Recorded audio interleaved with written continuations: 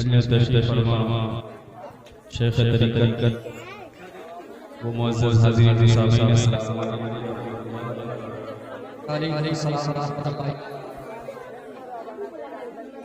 नहमदुहु व नुसल्ली व नुसल्लिमु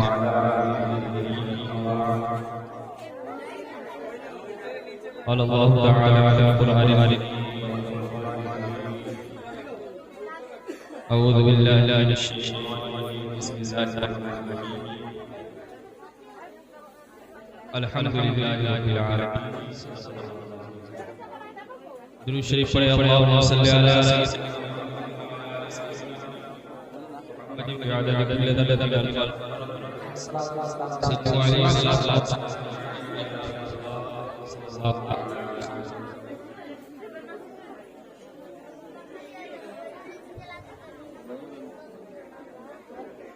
मेरे लिए ये बात आई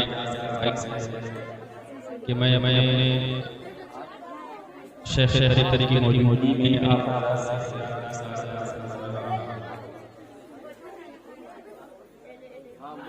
आज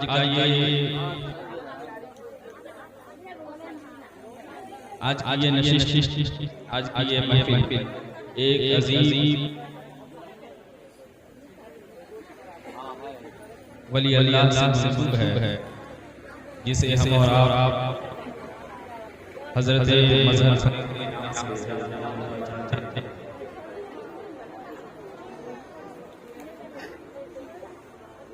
कुरान मुक़द्दस में और अहादीस तय्यबा में औलिया किराम की खुसूसियात की शान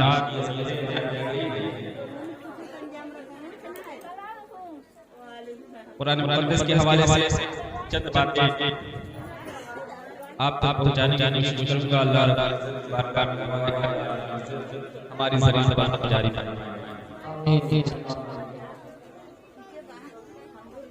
जिस दौर से हम गुजर रहे हैं ये फितनों का बड़ा ही नाजुक दौर है, जिसके मुताल्लिक ताजदार कायनात सरकार सल्लल्लाहु अलैहि वसल्लम ये यूसुफ कि बंदा सुबह मोमिन होगा शाम वो काफिर होगा और शाम मोमिन होगा और सुबह काफिर होगा। तो ऐसे नाजुक दौर से जिस दौर में ईमान की हिफाजत और ईमान पर कायम और दायम रहना बड़ा ही कठिन है। अगर एक पहलू से देखा जाए बहुत ही आसान है, जन्नत इस दौर में उसकी कीमत बहुत कम है, लेकिन अगर एक पहलू से देखा जाए तो जन्नत की कीमत बहुत ज्यादा है।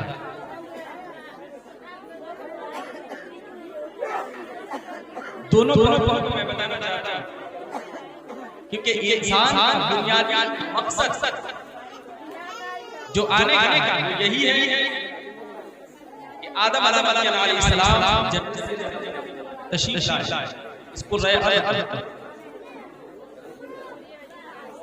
तो उन्हें कहा गया कि फिर से यहाँ आना है, तो इंसान को जन्नत से जो निकाला गया, इंसान जन्नत से जमीन पर आया, तो इसीलिए फिर वो अपने आप को साबित करे कि वो जन्नत के लायक है।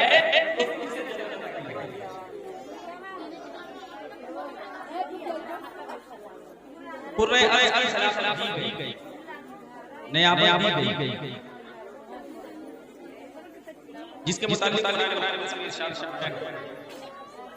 तो इंसान का जो मेन पर्पस है वो क्या है और उसके जिंदगी के सारे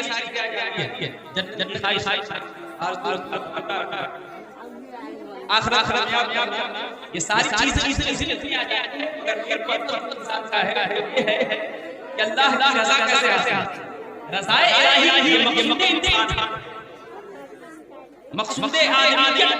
इंसान को रज़ाए इलाही अल्लाह की रज़ा ये इंसान का मकसूद व मतलूब है। अब इसके सिलसिले में ये सारी चीजें इंसान जन्नत की ख्वाहिश करता है, आखिरत भी बनाना चाहता है, लेकिन मेन पर्पस जो है वो रज़ाए इलाही है। जिस तरह आप एक मेन पर्पस को अचीव करने के लिए चलते हैं तो उसके जिम्मे में बेशुमार छोटी छोटी चीजें आपको अचीव करनी पड़ती है, उसके बाद जो है आपका जो मेन गोल होता है वो अचीव होता है। उसी तरीके से रज़ाए इलाही ये मकसूद इंसान है, मगर उसको हासिल करने के लिए चंद चीजें पहले हासिल करनी पड़ती है, वो पहले ही मिल जाती है। रज़ाए इलाही हासिल होता है उससे पहले ही बहुत सारी चीजें हासिल हो जाती है। जब बंदा उस राह पे निकलता है तो इंसान का मकसूद वो रज़ाए इलाही, अल्लाह की रज़ा कैसे हासिल है, ये इंसान का, ये मकसूद इंसान और मतलूब इंसान। तो पेशे नजर ये चीज रहनी चाहिए कि अल्लाह की रज़ा कैसे हासिल है। लेकिन जो सबसे अहम चीज है वो क्या है? अगर आपसे पूछा जाए सबसे अहम चीज इंसान के नजदीक क्या है, वो ईमान है। ईमान से बेहतर अफदल कोई शय नहीं है। ईमान से बेहतर कोई शय दुनिया में एग्जिस्ट नहीं करता, कोई भी शय ईमान से अफजल नहीं है। ईमान का अंदाजा हम इससे लगा सकते हैं कि कोई अगर हमसे पूछे ईमान की कीमत क्या है तो उसके बदले में अगर पूरी कायनात भी दे दी जाए। ईमान की यह हैसियत कि ईमान के बदले में पूरी कायनात की नजर आती है, ये ईमान है, ये ईमान का लेकर। फिर सवाल पैदा हुआ तो जो चीज जितनी कीमती है उसकी हिफाजत उतनी ही ज्यादा है। जो चीज जितनी कीमती हो आदमी उसकी हिफाजत ज्यादा करता है। तो ईमान सबसे कीमती है, सबसे कीमती सरमाया है, तो इसकी हिफाजत की जिम्मेदारी सबसे पहले बनती है। इसकी फिक्र, इसका तसव्वुर, इसका ध्यान, इसका तसव्वुर ये हमारा होना चाहिए कि इंसान के पास जो सबसे कीमती सरमाया है तो इसकी हिफाजत कैसे हो, इसके लिए हमें फिक्र लाहिक होना चाहिए। हम इसकी हिफाजत कैसे करें, ये दौलत हमारे पास महफूज रहे, जो है ता जिंदगी ये सरमाया हमारे पास महफूज रहे, इसकी हिफाजत की फिक्र जो है हमें लायक होनी चाहिए। अब हम आते हैं, ये तमहीद हमने इसलिए बांधा ताकि बात समझाने में आसानी हो। अब आ जाते हैं हम दौरे हाजिर में। जिस दौर से हम गुजर रहे हैं ये दौर ऐसा दौर है कि जिस दौर में रज़ाए इलाही और जन्नत कमाना बिल्कुल आसान है, एक पहलू से, और दूसरे पहलू से देखा जाए तो नामुमकिन के करीब। अब वो कैसे है मैं समझाना चाहता हूं।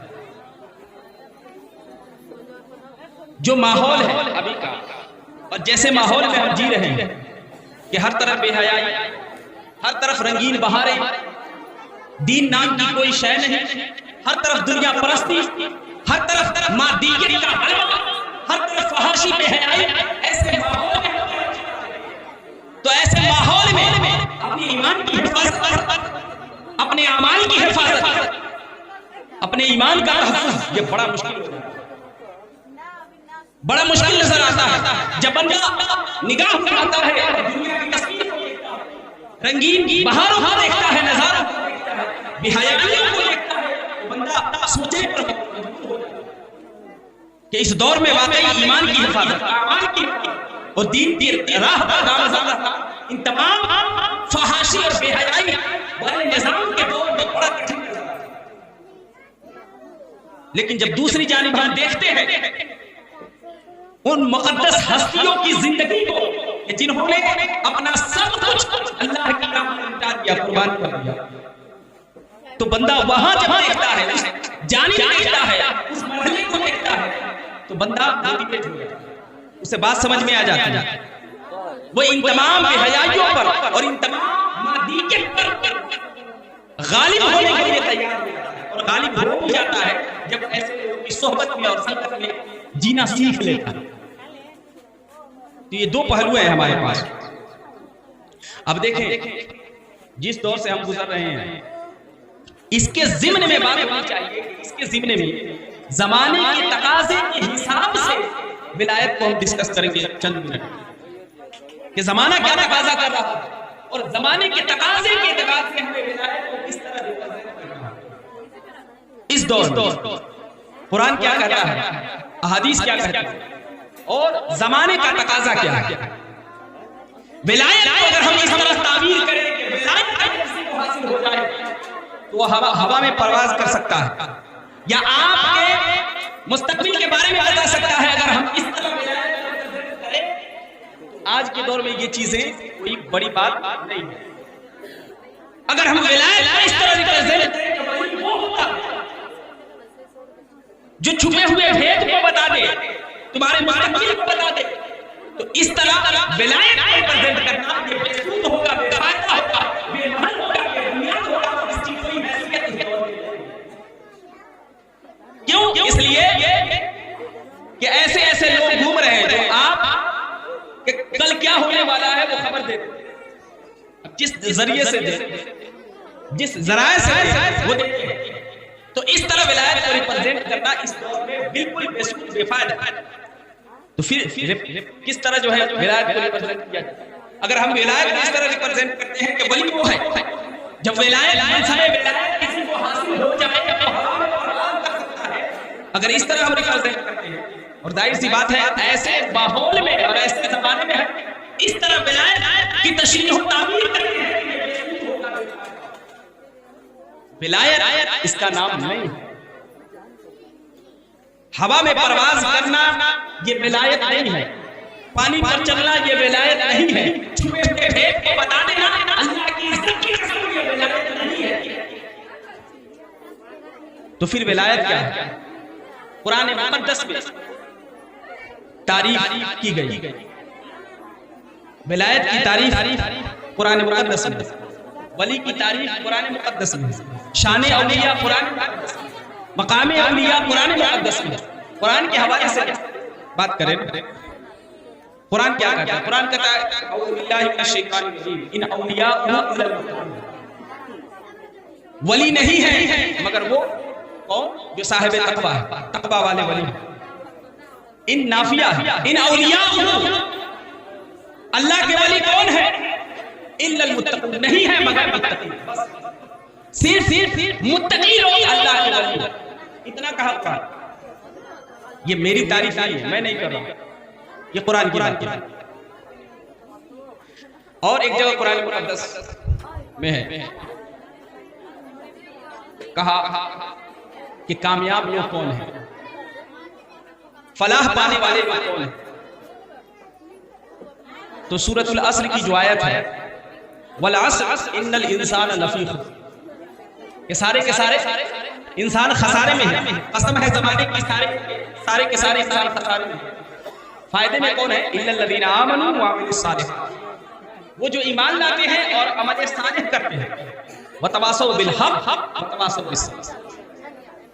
अब ये चार चीजें कुरान ने बयान की। हमारे नजदीक या उमूमन जो विलायत की तारीफ की जाती है या विलायत की ताबीर और तशरीह बयान की जाती है, वो अजीब तरीके से की जाती है।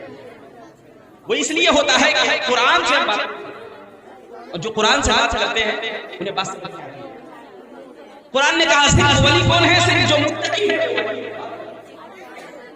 कुरान ने कहा फलाह पाने वाले लोग कौन है? इल्लल लज़ीना आमनू व अमिलुस सालिहात, जो ईमान लाए हैं और अमल सालिह करते हैं। बस इतनी सी बात है, सिर्फ ईमान लाना और अमल सालिह करना, बंदा कामयाब हो गया, मुत्तकी हो गया, बंदा कामयाब हो। ये कुरान कह रहा है। हाँ, उसके साथ सब्र को भी जोड़ता है, सब्र को भी जोड़ता है कुरान, और हक। लेकिन दूसरे मकाम पर जो कुरान ने कहा है, कहा इन औलिया मुत्तकी ही अल्लाह के वली है।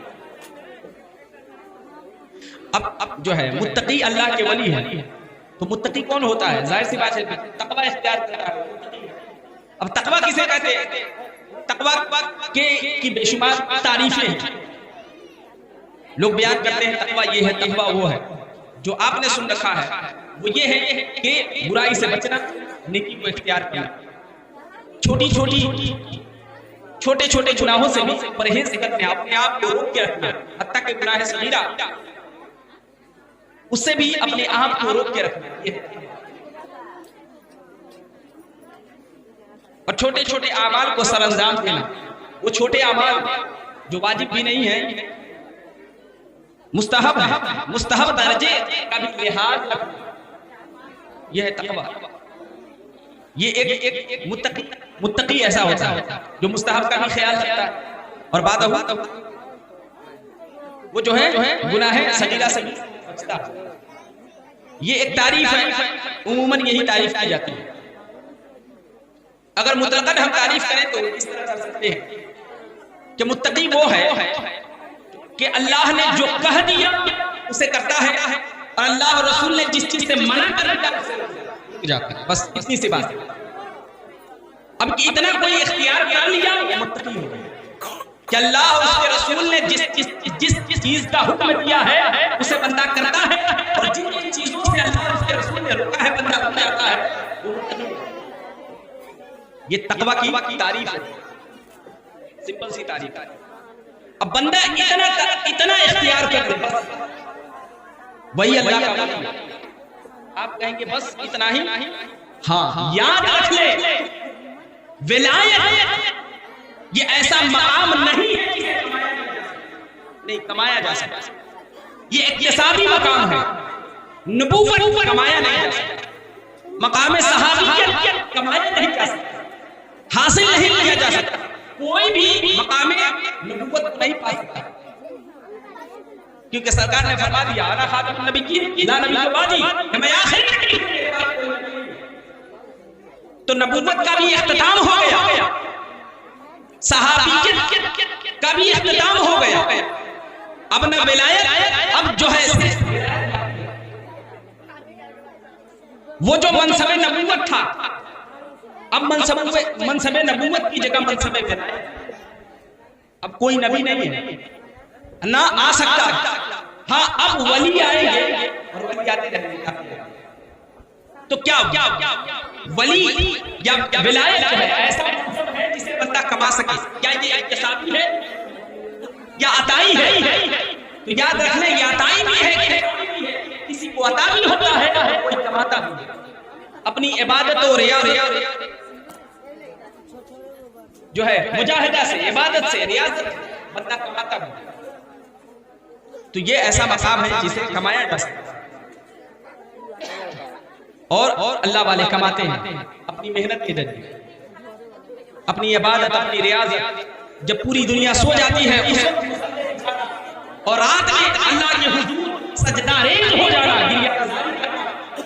आहो बुका करना, अल्लाह के हुजूर सजदे पे सजदे करना, वो इबादत, रियाजत और मुशाहिदा, मुजाहिदा, वो तमाम जिंदगी में लगाते हैं कि ये मकाम मिलता है। ये ऐसा नहीं कि बस जो है नबूवत जैसा कोई मकाम नहीं। आज भी विलायत अता किया जाता है, विलायत का मनसब आज भी अता किया जाता है। तो ये ज़हनों से निकाल देंगे हम जो है अल्लाह के करीब नहीं हो सकते, या अल्लाह के बारगाह के करीब नहीं हो सकते। हो सकते हैं ये ऐसा नबूवत वाला कोई मकाम नहीं हो सकते हैं अगर हम मेहनत करें। अगर हम मेहनत करें, आप देखें जिस दौर से हम गुजर रहे हैं, आज के दौर में मसाइल की बात होती है कि सौंफ का ज़कात निकालना है कि नहीं निकालना। हमारे पास 5 किलो अनाज है, उसका ज़कात निकाले या नहीं निकाले, ये सारे मसाइल हम डिस्कस कर रहे होते हैं। लेकिन वही दूसरी जानिब हम दूसरे भाई का हिंदू खा रहे होते हैं, ये इतना तो दूसरी जानिब हम इतने बड़े बड़े गुनाह कर रहे होते हैं जिसका कोई तसव्वुर नहीं होता। इसलिए लेकिन जब आप दूसरी जानिब एक अल्लाह वाली की सीरत का जब मुताला करेंगे, ये जलसे इसलिए होते हैं कि अल्लाह वालों की शान बयान की जाए, उनकी सीरत और उनकी समाजी हयात बताई जाए, ताकि लोग देखें कि बंदा जब रज़ाए इलाही के हुस्न के लिए निकलता है तो उसे कितने मुजाहदे करने होते हैं, किन किन घाटियों से और किन किन वादियों से गुजरना होता है, और कितनी मुशक्कत और मेहनतों के बाद ये मंजिल हासिल होता है। तो अल्लाह वालों की जिंदगी से वो सीखे। तो एक अल्लाह वाले की जिंदगी में जब आप झांक करके देखेंगे, वहां किब्र नाम की कोई शय नहीं, वहां अदावत नाम की कोई शय नहीं, वहां नहुसत, वहां हसद नाम की कोई शय नहीं, वहां कुदरत नाम की कोई शय नहीं, वहां चुगली, कीना, हसद, जलन, अदावत, ये सारी चीजें बिल्कुल जब दिल पाक हो जाता है इन तमाम चीजों से, यहाँ तक कि बंदा जो है दुनिया से बिल्कुल बेनियाज हो जाता है, दुनिया के फायदे को फायदा नहीं समझता, दुनिया के नुकसान का असल नुकसान नहीं समझता, वो असल नुकसान आखिरत का नुकसान है, असल फायदा आखिरत का फायदा है। जब बंदा इस चीज पर यकीन कर लेता है, कितनी बड़ी मुसीबत आ जाए उसको झेल लेता है, वो जानता है रहमत का रब की जात है। जब बंदा इस कदर से जिंदगी को बनाता है, तब अल्लाह का फजल होता है। दिन जो है नफरत से, अदावत से, कीना से, जुल्म से, हसद से, जलन से, इन तमाम चीजों से पाक है। वो दुनिया से बेनियाज है, जब बंदा दुनिया से बेनियाज हो जाता है, वो अब्दुल वो जो है अब्दुल समद है, वो समद का बंदा है, समद का बेनियाज, वो बेनियाज का बंदा जब खुद बेनियाजी बन कर आता है, तो रब्बे करीम उसके पाक दुनिया में नूर दाखिल करता है। अब बंदा उसके दिल में नूर दाखिल हो चुका है, वो देखता है दुनिया में चल रहा होता है, खा रहा होता है, पी रहा होता है, वो बशरी पैकर होता है, दुनिया में देखते हैं वो बशरी पैकर है, मगर दरअसल उसका दिल जो है मारे से जुड़ जाता है, वो दुनिया में घूमता रहता है, मगर उसका ताल्लुक रब से जुड़ जाता है। वहाँ हम देखते हैं कि हमारे दरमियान है, मगर दरअसल रब की मैयत और रब की कुदरत। तो हमें भी चाहिए कि इन अल्लाह वालों की जिंदगी को अपनाएं, और हमें नाज है कि हम सिलसिला चिश्तिया से मुंसलिक है, और हम पर अल्लाह रब्बुल इज्जत का फजल है कि हमें जो है वो सिलसिला अता किया और उससे जोड़ दिया कि अपना तज़किया करें। कुरान मुक़द्दस में है क़द अफ़लह मन तज़क्का, कि वो बंदा फलाह पा गया जिसने अपना तज़किया कर लिया। अपना ही तज़किया करना हो तो फिर क्या हो सकता है?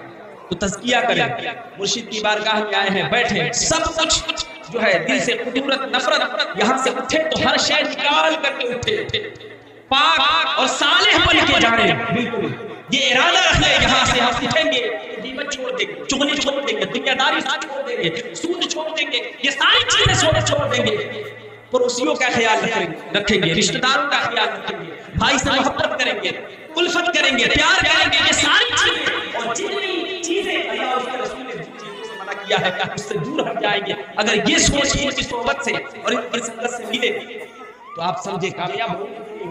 लेकिन यहाँ पे दिल साफ करके बैठे कि हम आए हैं कुछ फायदा हासिल करने के लिए, फैज हासिल करने के लिए, तो अगर इस नियत के साथ आप बैठेंगे आपको फायदा जरूर होगा। दुआ अल्लाह रब्बुल इज्जत से कि अल्लाह रब्बुल इज्जत कहने और सुनने में किसी तरह की गलत या खामियां हो गई हो तो रब्बे कदीर अपनी रहमी करीम से दरगुजर फरमाए। अस्तगफिरुल्लाह रब्बी मिन कुल्लि ज़ंबिन व आखिरु दअवाना अल्हम्दुलिल्लाहि रब्बिल आलमीन। अस्सलामु अलैकुम।